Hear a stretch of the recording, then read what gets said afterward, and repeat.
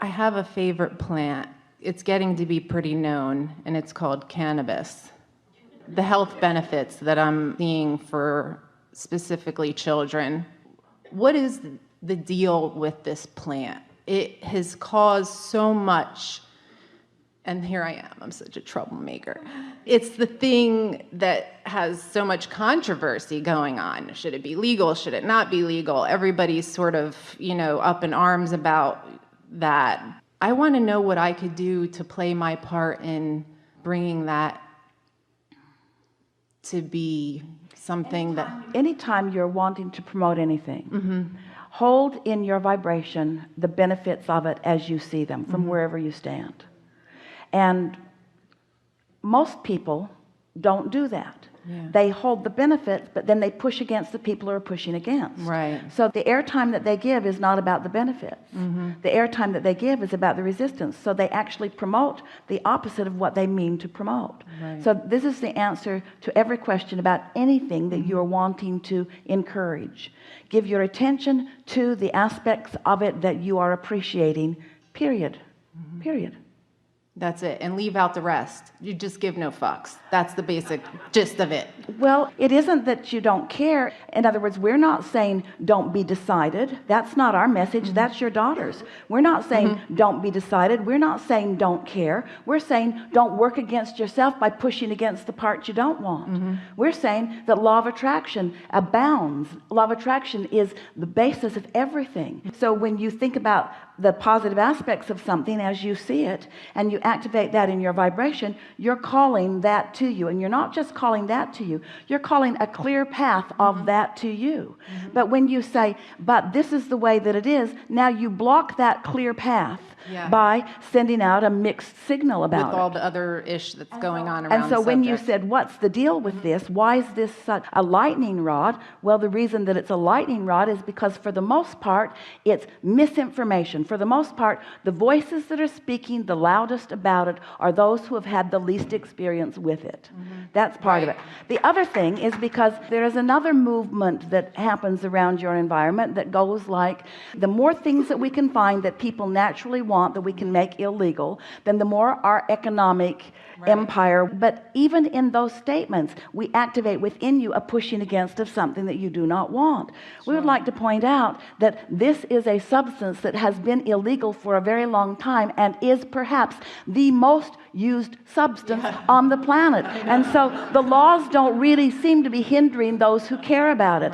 And so we think those who are really proclaiming the injustice of the law are using that as an excuse to hold themselves against what they want. And the thing that is so really ironic about the whole thing is that what this substance actually does is causes you to disassociate so much that it causes you to be more in the receptive mode in terms of vibration, but lousy in your ability to translate from that mode.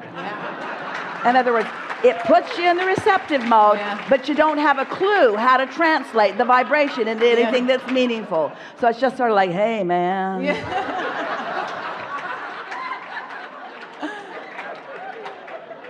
True.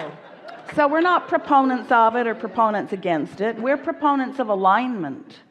And so many people are looking for a cause, and most of those causes really work against you, because all it does is cause you to activate something within you and gather together with a whole bunch of other people that are activated against it, and then justify for yourself your reason for pushing hard against and disallowing yourself from being in the receptive mode, and then blaming all of those in authority for you not allowing the abundance that is coming to you. And there is not a law in the universe that can block your receptive mode. There are no laws against that. There are no laws against you tuning in directly to source energy, you see. So we'd go direct to source and leave the cannabis out of it.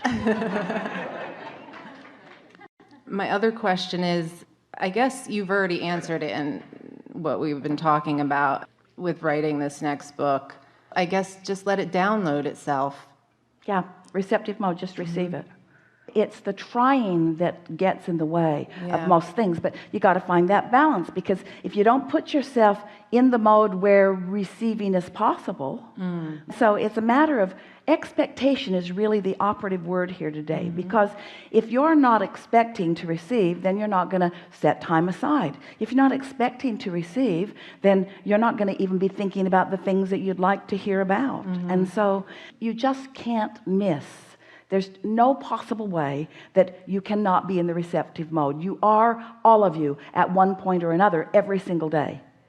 And so it's just a matter of recognizing when you are, and then beginning to pay attention to what things you might do to make that be more of the time. One of the things that we've noticed is that as you get further into the day, you pick up on more things that you use as your reason not to be in the receptive mode. So you're usually more in the receptive mode earlier in the day before you've gathered up so many things.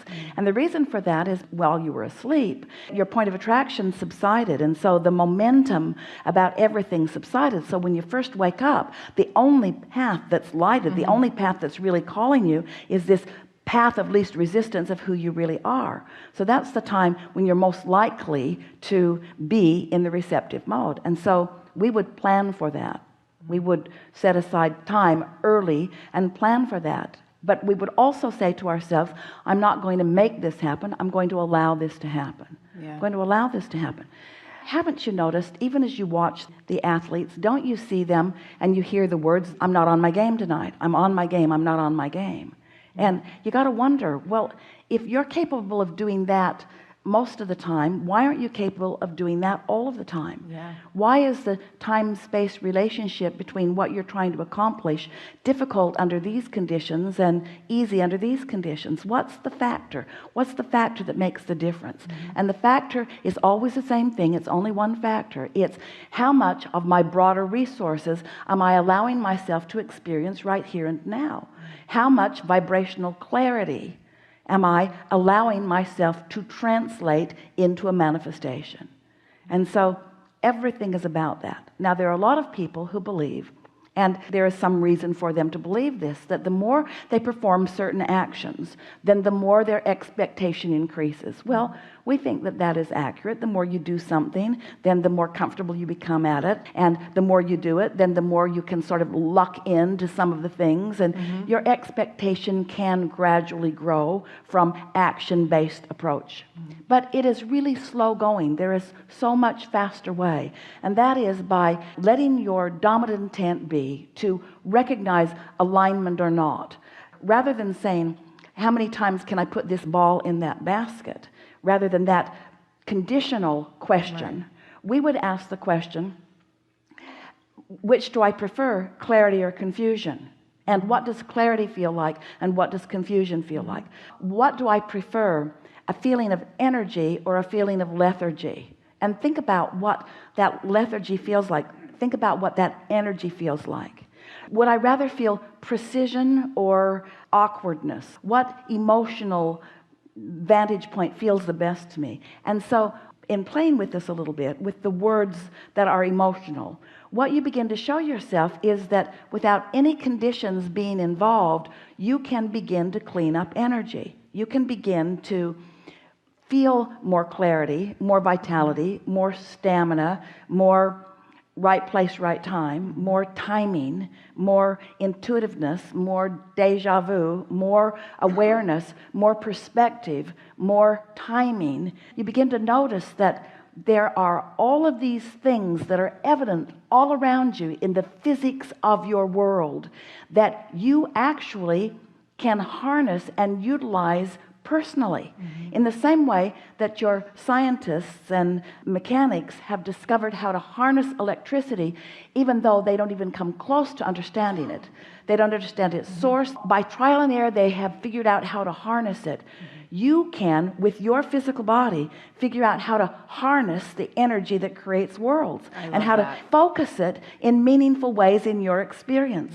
And so if you put that first and then you follow through with the inspiration. For a while we said get into the vortex and then. Now we're saying get into that feeling place. Find that feeling place. And then what? It's not step 1, 2, 3, get into the feeling place and then take the action. It's just one step. Get into the feeling place and follow the inspiration. Because when you get into that vibration of alignment, since everything that you've been asking for has already been known, received, cataloged, prioritized, Beautiful. understood.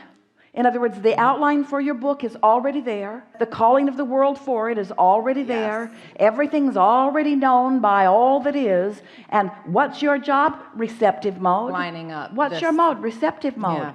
Receptive mode. Esther would say, Abraham, how about an outline? And we'd say, how about you mind your own business? Of course, we said that in the most loving way. Of course. How about you just take it as it comes and not try to get yourself too far down the road? Just take it as it comes. Get your head out of this. Living in the moment, really, moment to moment. And the last few months, I've really tuned out a lot of people to focus in on my vibration. We'd say it this way: rather than tuning anyone out, just tune something in. Yeah. Because everybody you try to tune out, you tune in. They come back in, You don't tune anybody out. You tune them in while you're trying to tune them out. That's true. It's the way law of attraction works. You're tuning in those you mean to tune out. Well, my phone just stopped working. It wouldn't work in my house. That was great. You know, at first it annoyed me, and then I was like, oh, this is blissful. You know, I can't hear from anyone. So the universe really was doing the work for me. Well, you all are so interconnected these days that it's a rare one of you who can hear us. Yeah. We'll be streaming, you'll be getting it, and then they'll do that. And so that impulse to keep dropping it and breaking it, that's us. Yeah. Yes.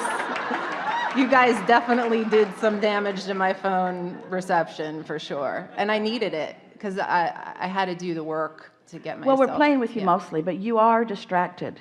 You have taken multitasking to the absurd. Yeah. And in that, there's action and condition that is fine when you're tuned in, tapped in, turned on. In other words, nothing feels better than to be in alignment and feel the flow of all of the aspects as it comes to you. Yeah. But get there first, and then let your inspiration come to you from source.